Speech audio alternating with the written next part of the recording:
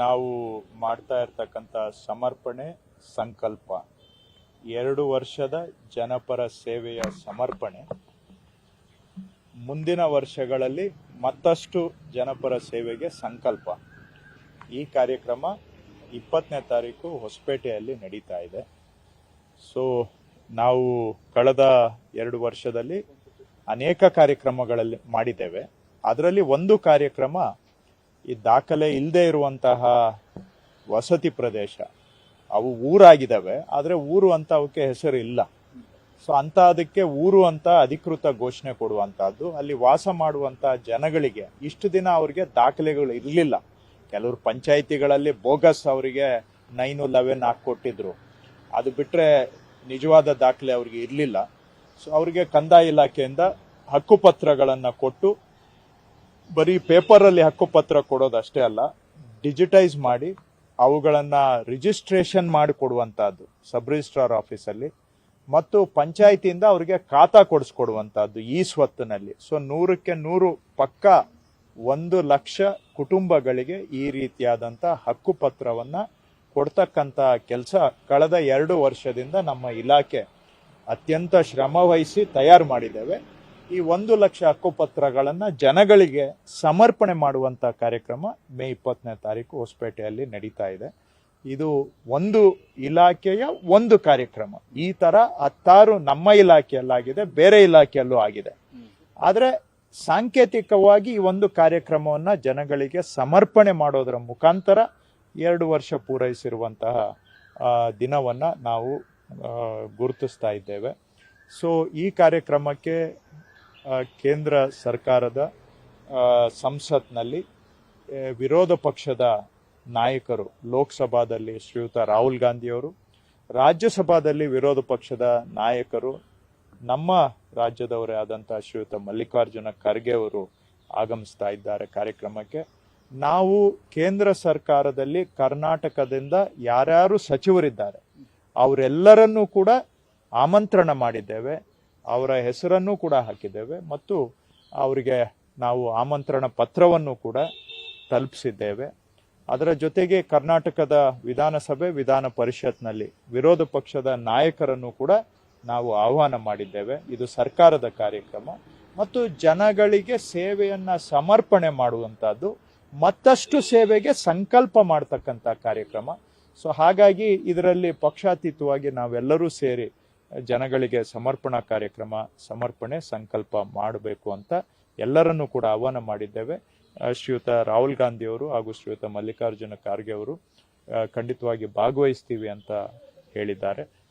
ಇವತ್ತು ನಾನು ಖುದ್ದಾಗಿ ರಾಜ್ಯಸಭೆಯಲ್ಲಿ ವಿರೋಧ ಪಕ್ಷದ ನಾಯಕರಾದಂಥ ಶ್ರೀಯುತ ಮಲ್ಲಿಕಾರ್ಜುನ ಖರ್ಗೆ ಅವರಿಗೆ ಆಮಂತ್ರಣ ಪತ್ರವನ್ನು ಕೊಟ್ಟು ವೈಯಕ್ತಿಕವಾಗಿಯೂ ಕೂಡ ಸರ್ಕಾರದ ಪರವಾಗಿಯೂ ಸಹ ಆಹ್ವಾನವನ್ನು ಮಾಡಿದ್ದೇವೆ.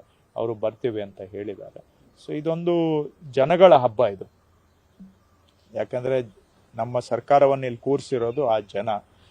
2 ವರ್ಷದಲ್ಲಿ ಏನ್ ಮಾಡಿದ್ದೇವೆ ಅಂತ ಅವ್ರಿಗೆ ಸಮರ್ಪಣೆ ಮಾಡುವಂತ ಒಂದು ಹಬ್ಬ ಇದು. ಸೊ ಇದು ಮಾಡೋದ್ರಿಂದ ಏನಾಗುತ್ತೆ, ಇನ್ನಷ್ಟು ಇಂಥ ಒಳ್ಳೆ ಕೆಲಸ ಮಾಡಬೇಕು ಅಂತ ನಮ್ಮ ಅಧಿಕಾರಿಗಳಿಗೂ ಒಂದು ಪ್ರೇರೇಪಣೆ ಆಗುತ್ತೆ, ಸರ್ಕಾರದಲ್ಲಿರ್ತಕ್ಕಂಥ ನಮಗೂ ಮತ್ತಷ್ಟು ಉತ್ಸಾಹ ಬರುತ್ತೆ. ಅದರಿಂದ ಜನಗಳಿಗೆ ಮತ್ತಷ್ಟು ಅನುಕೂಲ ಆಗುತ್ತೆ ಅಂತ ನಾನು ಆಶಿಸ್ತೇನೆ. ಸರ್, ನಮ್ಮ ವಿದೇಶಾಂಗ ನೀತಿಗಳಲ್ಲಿ ಮತ್ತು ನಾವು ತೆಗೆದುಕೊಳ್ಬೇಕಾದಂಥ ನಿರ್ಣಯಗಳಲ್ಲಿ ಹೊರ ರಾಷ್ಟ್ರಗಳು ಮೂಗು ತೂರಿಸ್ತಿರೋದ್ರ ಬಗ್ಗೆ ಕಾಂಗ್ರೆಸ್ ಒಂದಷ್ಟು ಗಂಭೀರ ಪ್ರಶ್ನೆಗಳನ್ನ ಎತ್ತುತ್ತಾ ಇದೆ. ಆದ್ರೆ ಇದನ್ನ ಪಾಕಿಸ್ತಾನ ಪರವಾದ ಧೋರಣೆಗಳು ಅಥವಾ ಆ ತರದ ಯೋಚನೆಗಳು ಅಂತ ಬಿಜೆಪಿ ಟೀಕೆ ಮಾಡ್ತಾರೆ. ಇದನ್ನ ಹೇಗೆ ಬಿಜೆಪಿಯವರನ್ನ ಯಾರೇ ಪ್ರಶ್ನೆ ಮಾಡಿದ್ರು ಅದು ದೇಶ ವಿರೋಧಿ ಅಂತ ಬಿಂಬಿಸೋದು ಅವರ ವೈಫಲ್ಯಗಳನ್ನ ಮುಚ್ಚು ಹಾಕೊಳ್ಳೋದಿಕ್ಕೆ. ಯಾರೇ ಪ್ರಶ್ನೆ ಮಾಡಿದ್ರು ಅವರನ್ನ ದೇಶ ವಿರೋಧಿಗಳು ಅಂತ ಬ್ರ್ಯಾಂಡ್ ಮಾಡೋದನ್ನ ಅವರು ಅಭ್ಯಾಸ ಮಾಡ್ಕೊಂಡಿದ್ದಾರೆ. ಆದ್ರೆ ನಾವು ಎತ್ತಿರುವಂತ ಪ್ರಶ್ನೆ, ಇವತ್ತು ಅಮೆರಿಕ ಅಧ್ಯಕ್ಷರು ಹೇಳಿದ್ದಾರೆ, ನಾವು ಮಧ್ಯಪ್ರವೇಶ ಮಾಡಿ ಭಾರತವನ್ನ ಹಿಂದಕ್ಕೆ ಸರಿಸಿದ್ದೇವೆ ಯುದ್ಧ ಕದನ ವಿರಾಮದ ಕಡೆಗೆ ಅಂತ ಅವರು ಹೇಳ್ತಾ ಇದ್ದಾರೆ. ಇನ್ನೊಂದ್ ಕಡೆ ಪಾಕಿಸ್ತಾನದವರು ನಾವು ಗೆದ್ದಿದ್ದೀವಿ ಅನ್ನೋ ತರ ಸೆಲೆಬ್ರೇಟ್ ಮಾಡ್ಕೋತಾ ಇದ್ದಾರೆ.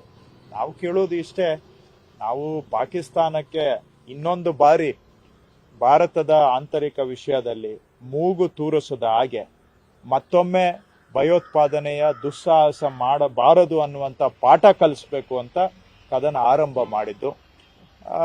ಆ ಗುರಿ ಈಡೇರಿದೆಯಾ ಅಂತ ನಾವು ಪ್ರಶ್ನೆ ಕೇಳ್ತಾ ಇದ್ದೇವೆ. ಅದು ದೇಶದ ಹಿತದೃಷ್ಟಿಯಿಂದ ದೇಶದ ಸಾರ್ವಭೌಮತೆಯ ಬಗ್ಗೆ ನಾವು ಪ್ರಶ್ನೆ ಕೇಳುವಾಗ ನಮ್ಮ ಬಾಯಿ ಮುಚ್ಚೋದಕ್ಕೆ ಅವರು ಈ ರೀತಿಯಾದಂಥ ಆರೋಪ ಮಾಡ್ತಾರೆ. ಈಗ ಅವರು ಈಗ ಏನು ಅಮೇರಿಕಾದವ್ರನ್ನ ಕೇಳಿ ನಾವು ಅವ್ರು ಹೇಳಿದ ಕೂಡಲೇ ಸ್ಕೂಲಲ್ಲಿ ಮೇಸ್ಟ್ರು ಕೂತ್ಕೊ ಅಂದ ಕೂಡಲೇ ಮಂಡಿ ಊರಿಗೆ ಕೂತ್ಕೊಳ್ಳೋದು ನಮ್ದು ಆಗಿದ್ರೆ, ಹಾಗಾದ್ರೆ ಅವ್ರನ್ನ ಕೇಳಿ ಕದನ ಆರಂಭ ಮಾಡಿದ್ದೇವ ಅಥವಾ ಅವ್ರಿಗೋಸ್ಕರ ಕದನ ಮಾಡ್ತಾ ಇದ್ದೇವೆ, ಭಾರತದ ಹಿತಕ್ಕಾಗಿ ಮಾಡ್ತಾ ಇದ್ದೇವೆ? ಇವೆಲ್ಲ ಪ್ರಶ್ನೆಗಳಿಗೆ ಉತ್ತರ ಕೊಡ್ಬೇಕು ಅವರು. ಅಮೆರಿಕ ಹೇಳಿರೋದನ್ನ ಇಲ್ಲಿವರೆಗೂ ಇವರು ಅಲ್ಲಗೇಳೋದಿಲ್ಲ. ಜೊತೆಗೆ ಇನ್ನೊಂದು ಏನಾಗಿದೆ, ಕಾಶ್ಮೀರ ಭಾರತದ ಭಾಗ, ಅವಿಭಾಜ್ಯ ಅಂಗ. ನೀವು ಅಖಂಡ ಭಾರತ ಅಂತ ಮಾತಾಡ್ತೀರಿ, ಕಾಶ್ಮೀರ ಭಾರತದ ಭಾಗ ಆಗಿರೋವಾಗ ಈಗ ಅಮೆರಿಕ ಹೇಳ್ತಾ ಇದೆ ಕಾಶ್ಮೀರ ಇಶ್ಯೂನು ಡಿಸ್ಕಸ್ ಮಾಡೋಣ ಅಂತ. ಕಾಶ್ಮೀರಲ್ಲಿ ಡಿಸ್ಕಸ್ ಮಾಡಕ್ಕೆ ಏನಿದೆ? ಈಗ ಕಾಶ್ಮೀರ ಇಂಡಿಯಾ ಭಾಗ ಹೌದಾ ಅಲ್ವಾ ಅನ್ನೋದನ್ನ ನೀವು ಚರ್ಚೆ ಮಾಡಕ್ ಹೊರಟಿದ್ದೀರಾ ಹಾಗಾದ್ರೆ? ಸೊ ಏನು ಇದನ್ನ ನಾವು ಇದೆಲ್ಲ ಮಾಡಿ